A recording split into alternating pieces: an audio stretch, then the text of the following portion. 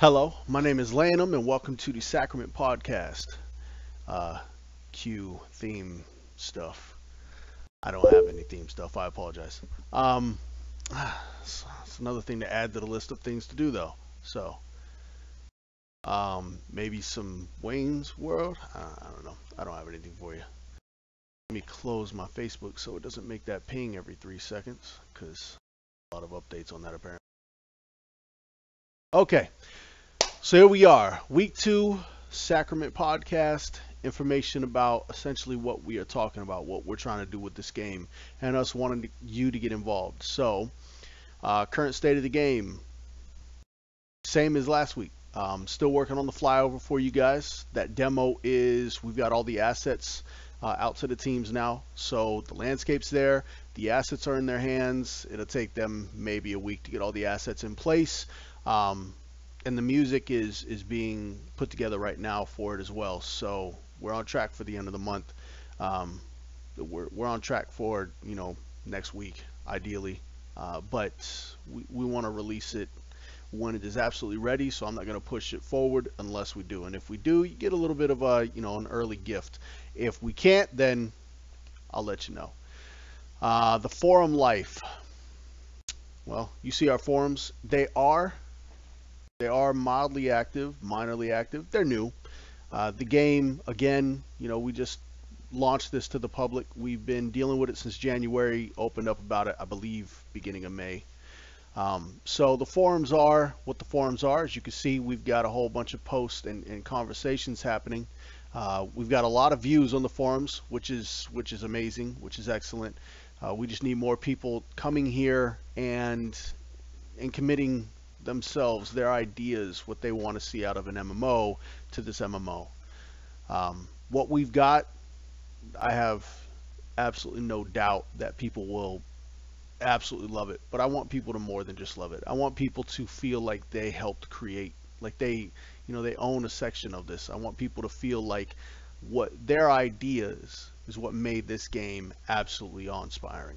So I want to give people that opportunity, and that's what our forums is really about. It's not where most games where we just put together a place for people to gather and discuss the game, because really, Tamriel Foundry gamers can create those kind of places.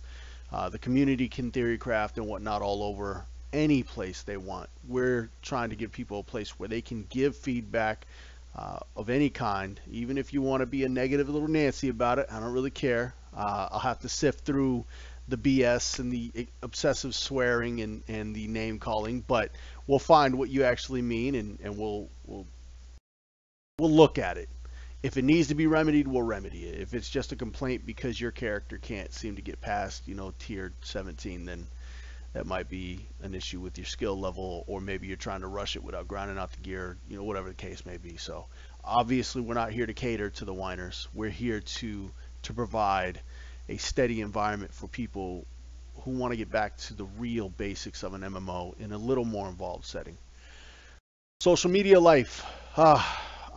If you are any good at social media, if you're a social media guru of any kind, contact me. For the love of all that is holy, contact me, because we have myself and Adora really working the social media, and it's rolling. Don't get me wrong, it's moving in a forward direction, which is always good, but I'm rather positive that it could absolutely move much quicker, more effectively, if we had people who understood how the ins and outs of social media. I'm not trying to dupe people. I don't need any grand schemes. I just need people who have a passion for this kind of thing, who want to come in on this project and help us out with this. So social media life is good. It's flowing. It's growing. If you absolutely love social media, if you have a passion for it, but you don't have the credentials, talk to me anyway. We've got quite a few new individuals on this project that are working together with our team to help create an absolutely stunning world. You don't have to be a master professional. We'll get you spun up. Don't you worry. As far as that goes, I guess I should put that out there. In any aspect, in any regard, if you have a talent that you would like to contribute to this game, again, the Sacrament website has a donate tab up at the top here. Right here. If you click on it, you can go. It's not just donate, which we don't even allow you to pledge any money right now, but it's also Sacrament volunteer interest form. So you can come here and you can fill out all the information required and get your name in on the list. We'll have a discussion. We'll sign some documentation, and then we'll find out if this project is a fit for you. Not everybody's going to make it. Not everybody even follows through all the way.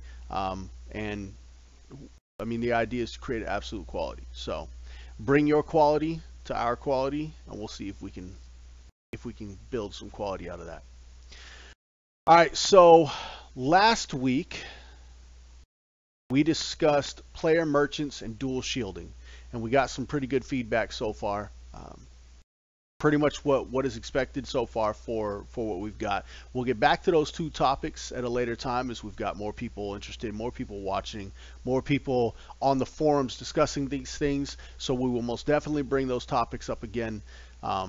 If you want to find out what we talked about, you can go to the forums, and you can also check out, it's highlighted on this stream, you can check it out on our Sacrament Game Twitch page, and that's twitch.tv/Sacrament Game. Very simple. We don't want anything crazy. So I know our Facebook page is a really awkward extension name. That's because we couldn't get anything else. A lot of religious groups on Facebook, so it was all taken. This week we're going to discuss two things. One is the primary resource names, and this is something that we'll get into, and player targeting mechanics. This one is absolutely important for a lot of people, including healers. I've spoken to a lot of players, and the first thing healers ask is, what are your targeting mechanics? So I feel player targeting mechanics is really going to be important for us. All right, so let's get to it then. Primary resource names. So last night I tried to post these up a couple days in advance, but I did forget, so I posted them yesterday about noon or so. I've edited this one since then. But so what we're looking for here is each of our roles. Well, every player is a primary resource. If you've read anything about the combat system, you know there's the weapon attacks, the roll abilities, so weapon abilities, roll abilities, and momentum abilities. These are your core abilities. All three of those, they work together to create what you're going to perform in every fight. So essentially, my idea was to just have the primary resource named Magic. I had no problem with that. Our creators, two of our other creators, wanted a little bit more pizzazz. They wanted something unique for each player. So essentially all we're doing is we're creating the primary resource for each role. So you've got the tanks, healers, DPS, CC, and support. And we want primary resource names that really pop for these kind of roles. Crave put in a whole list of things for last night. I screwed up and I put the archetypes here instead of the roles. So when you're looking at this list, you see Craves. A lot of these were for rogues or combatants or priests or mages. So some of these, and Crave and I have had this conversation, some of these absolutely won't fit for the roles now. Some of them can. But it all comes down to, we wanted something unique for the roles themselves. And we wanted to give players the capability to add something, to put their mark on this game. This could absolutely be something we do in-house. I mean, it would be very simple. But, you know, this is something that sticks with you. And as you're talking about it with your buddies, it's always weird going into a game and they use the same skins, but they rename everything, and then you have to remember. I mean, I played EQ1 for 7 years or so. I believe, I don't even know, it was Terra. I kept calling it Mana, and I think they call it Magic. I don't even remember. It was one of those games, and every time, I'm pretty sure most of you have seen this. Every time you would say that, people would say, "What are you, crazy? What a game do you think this is?" Or with the currency, right? Because in EQ1, the highest currency is platinum. In a lot of games, it's gold. Some games, it's Swotor is credits, so you call it gold. I think everybody just kind of reverts to gold as the finite name of the currency. And I mean, you always have that one or two people. What game are you playing? This isn't gold. So we wanted to give players the ability to name it, so it's a little less awkward, or not awkward. It's not really awkward. Really, I just want to punch some people in the forehead. Is all it really comes down to. So it's not about being awkward, but something that's a little more familiar before we even launch the game. Something you can start utilizing as you're discussing these things, as you're theory crafting with other CCers about stuff, and you're already talking about the primary resources. It's not something we wait until the last minute to throw out there for you. You know what it's called. You probably helped name it. You probably came up with that particular name, so it's a lot easier for you to go for it. So just yeah, OOM. Oh, just a little something to help the community get involved. So head on over to the website. On the board index, if you go into general discussions, this is where most of these conversations will be had. Now, when we have specific discussions covering specific roles, we'll get into those in those areas. So right now, though, the 4 discussions we got are all under general discussions. Find them, love them, click them. I mean, you see a lot of people have shown up for a few things here. Dual shielding is only a week old, and we've got 300 people who have already been here. Only 7 are actively talking about it on here. You will be surprised how many people will come to my Facebook page, or will jump in TeamSpeak with me, or will contact me through Twitch and tell me, and I say the same thing every time. And I know this gets redundant, and I know some people don't like hearing it, but I always tell them, go to the forums and make your voice known. Go to the forums and tell other people, because it's a place where everybody can go and see what everybody's talking about. They don't have to search Facebook, Reddit, Twitch, name them, all the social media pages to find out what other people have already put in. Instead, we're isolating all this stuff into the forums where everybody can contribute without having to hunt it down for an hour. And that's going to be really important when it comes time to talk about the developers releasing information about the game and the creators talking about stuff for the game. When we talk about this stuff, even if we release it on Facebook or Twitch or Reddit, we're going to come here and release it as well. So you don't have to sit there and play the game with ESO, for instance, where you only watch the forums, but a lot of other people watched Twitter. I only watched the forums. I wasn't tracking a Twitter account or anything like that. Social media is not my forte. So when I'm sitting there having an argument with somebody and I'm saying, well, where's your proof? Where's your evidence that they said this? Because they've never said this on the forums ever. And then they provide a link to a Twitch account that was stated. It made me want to kind of smack the developers in the face and say, why are you making this information so difficult for it? Why do I have to shop around 15 daggone places for you to tell me what I'm trying to find out? I'm sitting there having an argument for your game, and you made me look like a fool. So we're trying to alleviate all of that, because that kind of stuff annoys the hell out of me. All right, so thank you, Kill. Thank you very much. I told them that, and they said otherwise. So I'm going to tell you right now, if everybody says they just want it all called mana, then we'll call it mana. I'm with you. So, Kill says mana will always get called mana, whatever a game calls it. Moving on. Player targeting mechanics. This one is the important one. This one is kind of the highlight for today. We have, so this one's a little difficult to walk through. Essentially, I've got a whole typed up spiel here, but I'm going to explain it without reading it, because I don't do those presentations where you read all the words and whatnot. So when it comes to targeting is usually pretty simple. Nowadays you either go with the Twitch target, Neverwinter, Terra, stuff like that, or you go with the tab target, WoW, EverQuest 1, the classics. So when it comes down to targeting, as far as NPCs or enemies of any kind, it's usually pretty simple, very basic stuff. When it comes to targeting an ally, healers, I'm talking to you, support in this game, I'm talking to you, it is going to become something that's a little more tedious, right? Something that it's not as clear cut. because the game is still registering you as seeking out a target. But that target is never really considered as an ally. Allies aren't ever really considered for targeting as a primary target.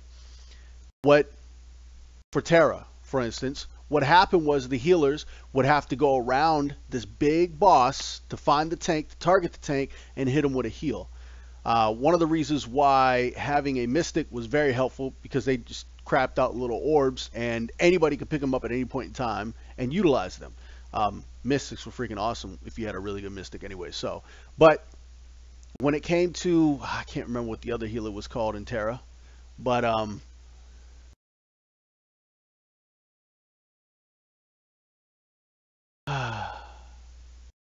I apologize. They're arguing over the proper way to pronounce mana. So when it came to having to actually target a tank for the other healer, they had to walk all the way around. And in Terra, if you've never played it, it's really quick action-based combat. Very quick pace, a lot of moving around, a lot of jumping, safe zones, a lot of targeted damage, even if you weren't the primary target. It's very fun, absolutely enjoyable. I haven't played it since it went free to play. Actually, I stopped playing it before that due to server lag issues, latency, stuff like that. But the key issue healers had there was that the game didn't design the targeting mechanics with the healers in mind. And really no game has ever designed the targeting mechanics with healers in mind. And the reason is because it's very difficult to do so.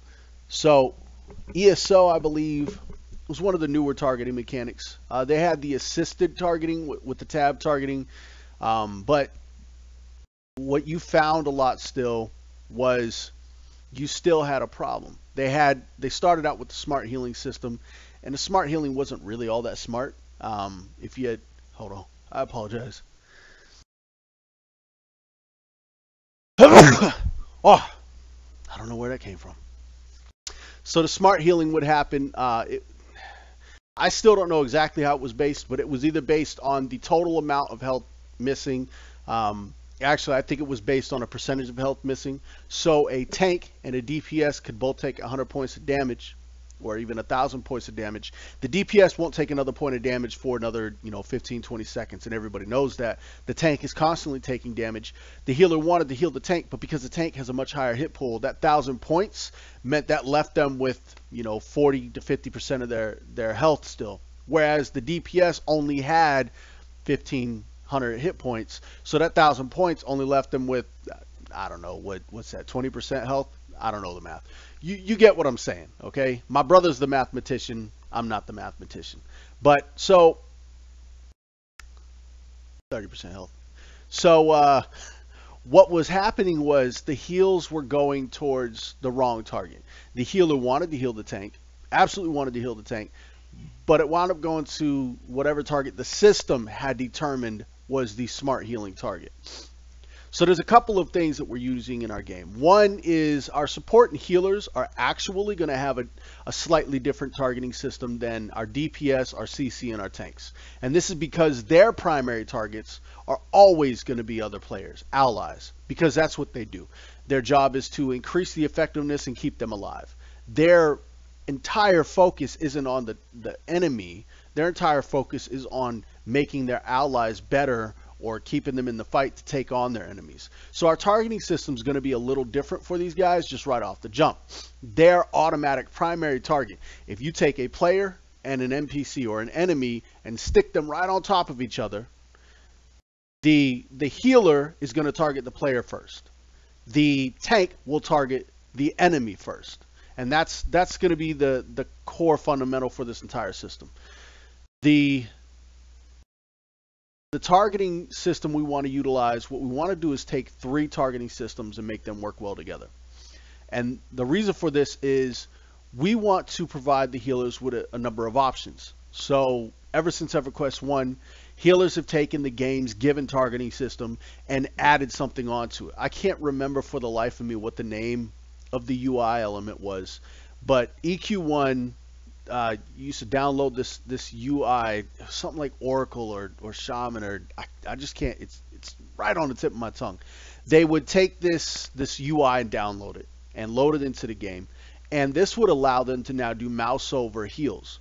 So they didn't have to find the player or, click on the player and wait for the game to respond to that. They could keep the tank in their target box and then mouse over their UI frame in the, whatever side of the screen they had, and click a macro that said target mouse over UI, cast whatever ability it was, and heal that player, as opposed to finding the player and having to heal the player.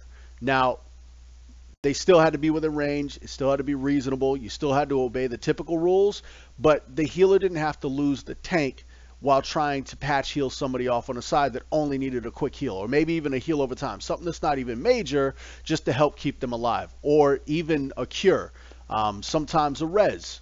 So we wanted to give healers a little bit more automatically within the game, so they don't have to feel like they have to go search for downloads and add-ons and all this other stuff in order to function as a healer.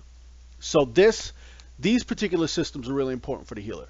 So the first targeting system that we're looking at is a lock target.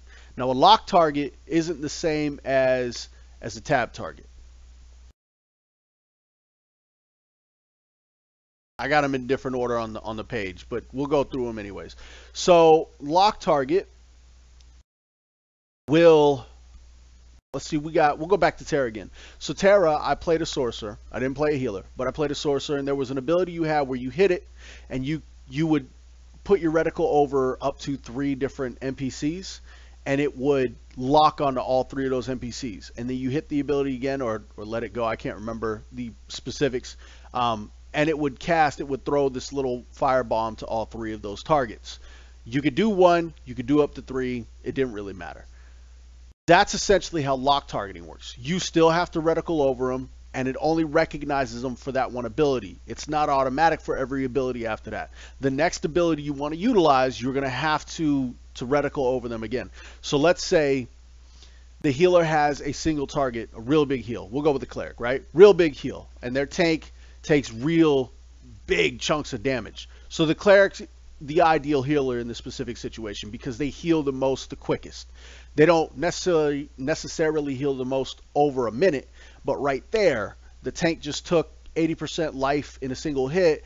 Your heal over times, your reactive heals, those kind of healers aren't going to be as powerful as a healer in that situation, or as the cleric in that situation, where the cleric will replenish that most of that 80% missing health, if not all of it, based on how they deal with all their setups and the tank's HP, all that information.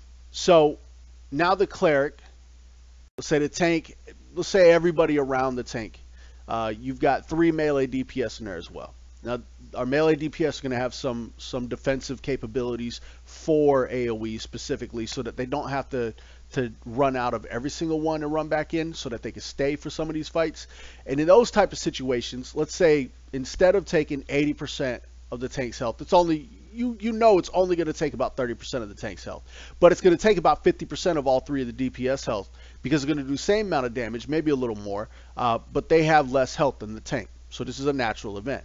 So what the cleric could do in this situation is say, hold shift and press the ability. At this time, what it tells that ability is, instead of being a single target heal, you are trying to tell that ability how many targets you want to heal. And we'll say that we've given the heal up to 4 additional players. So it turns it into a type of AoE, right? Because now you're affecting more than one target, or a multi-target heal. Because really not an area of effect. So now that cleric targets over the tank, and all 3 of those melee DPS, without having to run around the target NPC or the enemy NPC, being able to see all 4 of those targets from wherever the cleric is standing, and releases that heal. So the heal overall will do more, but per target will do less. Let's call it 20% less per target, and it might cost 10% more to cast, but they've got the capability to plan that heal out a little now. Now that heal has a little bit more function than just a single target heal. And this allows us to step away from either you're an AoE healer or you're a single target healer, or you can only have, we're talking about, I think, 5 abilities on the bar. You can only have 2 direct heals and then you have to have 3 AoE heals because there's just not enough other stuff. So this type of lock targeting system gives us a way to increase or enhance specific types of abilities. At the same time, if the cleric, let's say it is an AoE heal, or it could convert to an AoE heal, but they decide to do a lock heal, they can target the specific players that they know are going to get hit by this the most and heal them up and then get right back on to whatever they're healing primarily. So it gives a little bit more situational reaction for the healer themselves. So that's one type of smart targeting, and that is a tough one, right? Because I just kind of ridicule smart targeting. I think everybody in the mama is going to ridicule smart targeting, and it's absolutely fair. So smart targeting, ideally, what you want to do is you essentially want to heal the target that needs it the most. But how do you tell the game what target needs it the most? And this is where it gets difficult for smart targeting. Because for smart targeting to function, you can't just put in a simple single line of code. You have to have enough code in here that gives the player the capability to determine what the priority targets are. A smart targeting system is really a priority targeting system. You're still going to have to tell the system what the smart heal choice would be. There's no way currently that we can tell the system how it's going to work without the system being able to read minds, which would make smart healing really overpowered. Because at that point, you're only healing what's necessary to heal as opposed to healing wherever you need to heal. And that's part of the fun, right?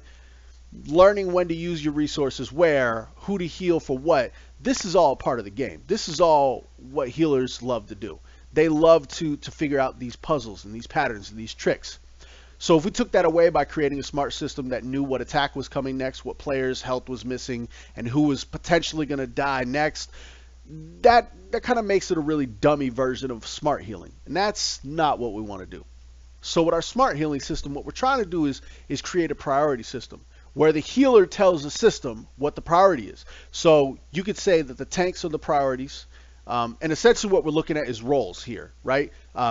DPS priority or CC may be priority. And what we want to do is create a really quick UI system, similar to how a Necro is going to be able to change their pet choices on what they summon, or a Wizard is going to be able to change their elemental choices. Something very similar to this, where the Cleric can with a tap of the same button 2 or 3 times, or maybe they put it on 4 or 5 different buttons. They hit a button and then they cast the heal, and the smart targeting system, which is really now a priority targeting system, finds whoever's missing an exceptional amount of health, and this is weighted stuff we have to figure out through testing, but whoever's missing a specified amount of health that needs the heal, and it's going to run through that entire list until it finds a target, and that's who that's going to hit. A lot of testing in this, and I'm telling you right now, alpha beta testers, we absolutely adore you. We love you to death because we know you're going to cringe a lot before we get these right. But we want these systems to function because we absolutely believe that these systems working correctly are the best scenarios we're going to have for all this stuff. And the next evolution of MMOing will come from these systems, from being able to show that these systems can work, and then creating newer ways to do it, more improved ways to do it, better ways to do it. So, smart targeting, a lot of work, but a lot of reward in the end, especially for healers. Twitch targeting, this is the easy one. Obviously, you hold your reticle over it, hit your heal, and it goes. This Twitch targeting happens before any other system happens. It's the automatic choice. So this is kind of a newer targeting system that we're talking about. So this is the F1 through 6 targeting system. This one almost function like a mouse over UI, except for because your mouse is going to be your reticle, you're not going to be able to swing your mouse wherever you want and still move your character around fluidly. If you unlock your mouse from the screen to hover over your UI for the entire fight, you're really only going to be able to go sideways, absolute sideways, and absolute front and back. You're not going to be able to turn. You're not going to turn your screen at all. You're going to be very limited, and we don't want that. So one of our founders came up with the idea of a F1 through 6 targeting system where you can use Shift, Control, Alt, hell, M, Q, R, whatever buttons you want to create that secondary group. So F1 through 6 will be your first group, players 1 through 6. Then if you hold Shift F1 through 6, it'll go through the second group in your raid. It'll ignore the first group and ignore all the other groups. It'll go through the second group. If it's, you hold M and F1 through 6, it'll go through your fourth group through the raid, and so on and so forth. And what we want is for you to be able to set those buttons up anywhere you want. And since this game doesn't have this huge keyboard setup where you have to have all of your abilities on the bar and you have to memorize your order of cast and you have to finite this entire order, there's going to be plenty of keys open for you to set the system up. You could even have Shift Z, X, C, and V set up as your second, third, fourth, and fifth groups for F1 through 6. So essentially the way it works is you would hold F1, hit the heal button, and that would go to whoever the first player in the first group is. And so that's how the F1 through 6 system will work. And if I didn't explain it correctly, or if I wasn't very clear on it, please let me know. This is only the third time I've talked about it out loud, so explaining it may be a little rough. Once you get in the game, you start getting a feel for it. I believe this is going to be one of the functional systems that players are really going to love, because it provides that mouse over healing type, where really all you have to do at that point is really just get used to the positions on the user interface and what keys you need to hit to heal the player in that particular position. And that's eye-hand coordination. It's stuff you get used to, stuff you play with, stuff that just kind of comes second nature to healers. So looking forward to that, looking forward to testing that. Okay. Do we have any questions on... So Kill07 says, I guess targeting system depends on how movement works.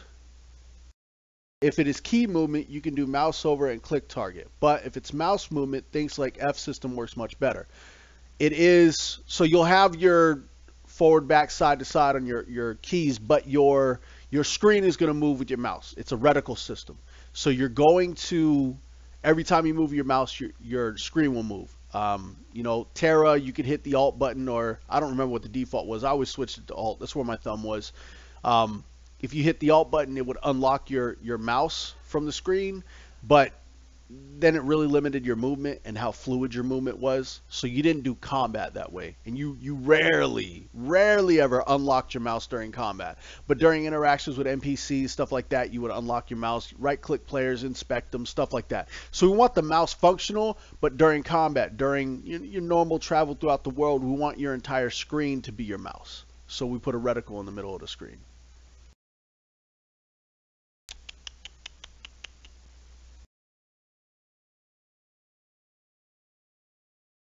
Server load. Remember, our server load is going to be very minimal. We're working with cloud server technology that still, and it's been a week since I told you this, if I run across scenario where it turns out to be otherwise, believe me, I'll let you know. But the cloud server technology relieves a whole bunch of issues as far as server load, as far as what your computer can handle.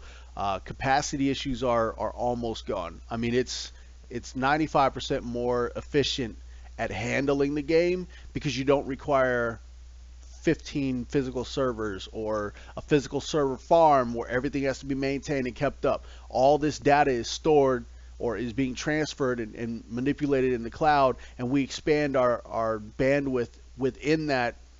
I say bandwidth, essentially same thing. We expand our access to the cloud server as we need it, and it automatically happens. It's seamless. You don't see it. If we start out with 50,000 players, that day, and then 200,000 more show up out of nowhere, we don't have to create new servers. We don't have to remove servers because a million players started and only 20,000 are left. These are things you don't have to do with the cloud server technology. These happen automatically. Distant, anything with outside of, let's say, a 20-meter range on you, 30-meter range on you, is all handled by the cloud server and just told by your computer what it's supposed to look like. Your computer's not having to hash out all these graphics on its own. Your memory card isn't being prioritized for all of this stuff. So a whole bunch of old school issues that came with the physical server technology are nearly absolutely gone. So the cloud server technology is absolutely brilliant. If you haven't had a chance to take a look at it, head over to Improbable's website. I'll actually put a link in the chat so you guys can check it out. I'll post a link as well on the. I don't want to put it on the forums, but I'll post it on Twitch. Unfortunately, we can't get too much into it because we're still working on some. There we go. Some information regarding the company and us as it is. So it's not that it might not happen. It'll happen. It's just that, nobody wants to talk about the tech, all the fun stuff behind the tech, because then somebody else will steal your technology, and nobody wants that. There we go. Improbable.io.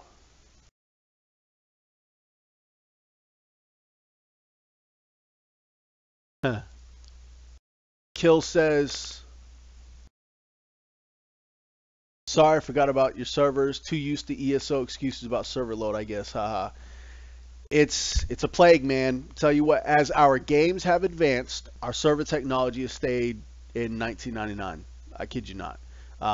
The only real advancements was in the kind of virtual space where you could go from one server to another seamlessly. WoW, Rift, these MMOs made it to where you could group with players who are other virtual servers, but it was all still being handled by physical servers. So there was a lot of issues. As the games got better and better and better, we relied on the servers themselves technically to become better, but they weren't evolving at all. The software and the firmware was updating, but they weren't evolving enough for us. And their cost wasn't going down. It was increasing.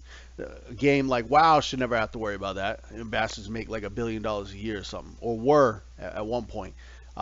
So the financial cost for that shouldn't be an issue. ESO, I don't know. I think they're still paying off for the total cost of the game. So they might not be able to just afford a whole bunch of server tech. So that, and when you're working with major corporations, the truth is the accountant tells you what you can and cannot do. So if it costs too much money to have more servers than what you're actually going to use, you will never have those servers, ever. It is a loss in profits, and people only give a damn about seeing profits. That's kind of why I like this company. I don't give a damn about no profits. Don't get me wrong. I'd be lying to you if I didn't say I like the color of money. But I've been to hell and back. I've been to war and back. I see what money does. I've had a lot of money. I have a lot of money. It doesn't resolve issues. It doesn't make life enjoyable like an MMO does. That's where I like to be. So, does anybody have any questions? If you've got any questions, please post your questions now. I'll take a look at them. I did have 2 questions that I did not get around to answering last time that I didn't see, and I apologize for that. One of the questions, I meant to write them down and I didn't. Yeah, I'm busy. One of the questions was about PvP. Players want to know, is there open world PvP? Yes, there is. Are you going to have to worry about being ganked? Yes and no. I can't go into the details on why that's a yes and no. You're just going to have to trust me that if you don't want to be ganked and you're not participating in PvP, you'll never have to worry about it. If you're PvPing, you have to worry about being ganked. But as you'll see over the next, I think in 2 months is our first PvP release, information release. You'll see there are a lot of systems in place that are going to make PvP very fun. Even for those getting ganked, you're going to have a ton of fun. So stay tuned for that. I know PvPers are absolutely going to eat that stuff up. So I believe we've got like 2 months worth of information on that as well. I think I'm still waiting on one document, but it might be from something else. No, that's from player versus player environments, not from player versus player. So, and player environments are different than taking on a player. Absolutely different. But you'll see that when we get to it. All right, so I don't have any additional questions, nothing coming across. So allow me to just put this up then.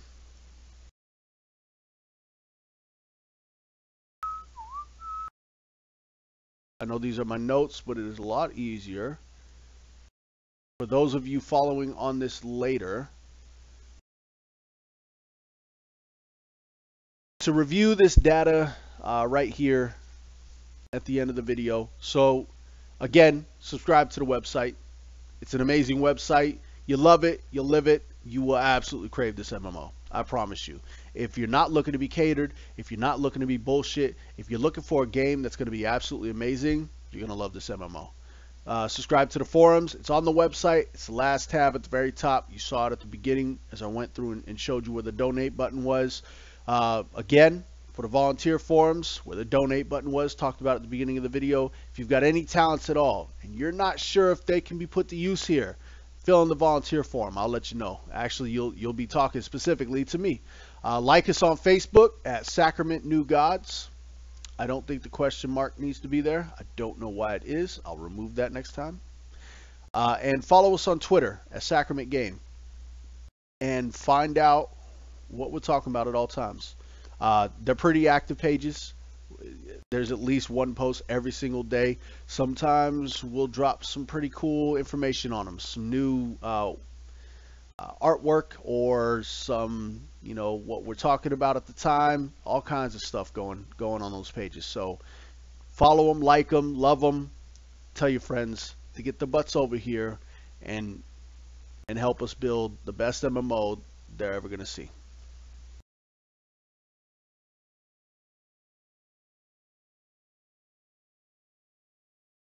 Absolutely kill.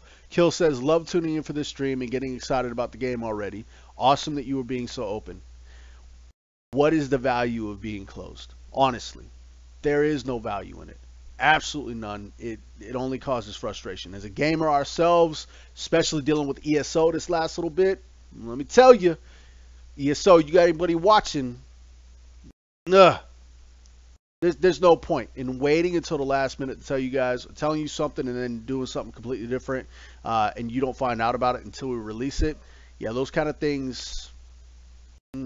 If you're gonna give us money to create something or to be in something, you're essentially investing in it. What right do we have to pull you along, to mislead you, to uninform you, to ill-inform you, to make you feel like we're your gods and you must listen to us? That's not a symbiotic relationship. If you're throwing money at me, I feel like I should keep you informed on absolutely everything that we have the absolute power to keep you informed on. Certain trade secrets, not so much. And that's for competitive purposes. That's for other people trying to steal the technology and utilize it for their own gain and undermine what's going on. That's the only reason that happens. I tell you, if people weren't conniving and evil and weren't trying to steal other people's hard work, I'd tell you everything about everything we're making. But can't, because you can't trust everybody. So anyways, again, thank you for tuning in. Be here next week as we talk about, what are we talking about next week? Let's see what we're talking about next week. Ship combat and threat swapping. So next week. I'll see you guys then.